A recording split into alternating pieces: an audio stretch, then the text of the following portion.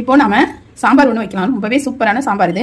சிறுபருப்பு மட்டும்தான் இது. இந்த சாம்பார் ஒரு சவுசவ் சேர்த்துக்கோங்க. என்ன வெஜிடபிள்ஸ் இருக்கும் நீங்கள் சேர்த்துக்கலாம். இதில் ஒரு வாழைக்காய், பச்சை மிளகாய் ஒன்று சேர்த்துருக்கோம், இஞ்சி ஒன்று, கொஞ்சமாக தக்காளி, அதாவது 4 பீஸ் தக்காளி, கொஞ்சமாக வெங்காயம், மஞ்சள் பொடி சேர்த்துக்கலாம்.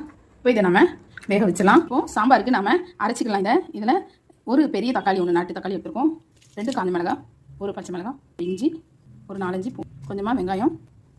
இதை நம்ம இப்போ பல்ஸ் மோடில் போட்டு எடுத்துகிட்டு வந்துடலாம். இப்போ நம்ம சாம்பாருக்கு தாளிச்சிடலாம். கடாய் காஞ்சிடுச்சு. கடுகு சேர்த்துக்கலாம், கடலை பருப்பு, வெந்தயம் சேர்த்துக்கலாம், கருவேப்பிலை, ஒரு வெங்காயம் சேர்த்துக்கலாம்.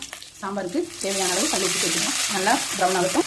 பொடியாக நறுக்கின 2 தக்காளி சேர்த்துக்கலாம். இது நல்லா ஆகட்டும். ஒரு பெரிய உருளைக்கிழங்கு ஒன்று சேர்த்துக்கலாம். ப்ரௌனாக நல்லா வெந்திருக்கு உருளைக்கிழங்கு. இந்த ஸ்டேஜில் அரைச்சி வச்சிருந்தோம் இல்லையா, அந்த மசாலா இதில் சேர்த்துக்கலாம். சாம்பார் பொடி சேர்த்துக்கலாம். நம்ம கரைச்சி வச்ச புளி இதில் சேர்த்துக்கலாம். கொதிக்குது. இப்போ நம்ம சிறுபருப்பு, சவுச்சவ், வாழைக்காய் வேக போட்டிருந்தோம் இல்லையா, அதை இதோட சேர்த்துக்கலாம். இதை நல்லா கலந்து விட்டுலாம். சூப்பரான சாம்பார் ரெடி.